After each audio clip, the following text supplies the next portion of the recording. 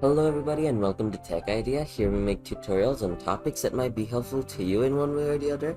And today I'm going to be showing you guys on how to use Canva. So first and foremost, you want to open up Canva.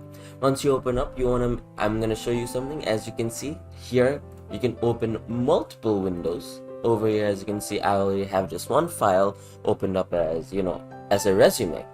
Now, since I don't need this anymore, I'm just gonna press on this X mark, and yeah, that's gone forever.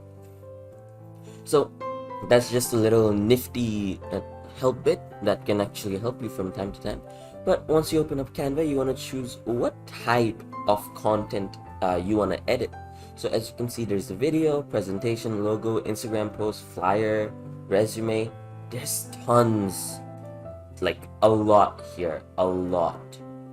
You can even do your own menu. Like if you have a hotel and you want to make a menu, you can. And other than that, you can choose what you kind of want to do. For example, over here, if I'm trying to create a presentation, I want to click on this presentation part and then I want to select it. If I'm making something for my social media, I want to press on that social media and then find which social media I'm working for. For example, Instagram, Facebook, stories, WhatsApp statuses. And that's the same thing goes for almost everything. If you're trying to make a video, if you're doing this for marketing purposes, or if it's just for your office. And if it's neither of any of these, like you need something more, you can always press on the more tab, and over here you can see there's tons of other templates you can choose from.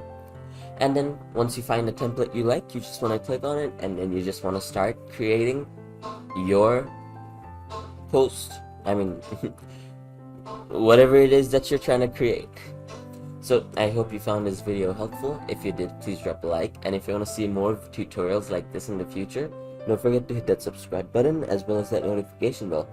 Thank you for watching. Bye bye.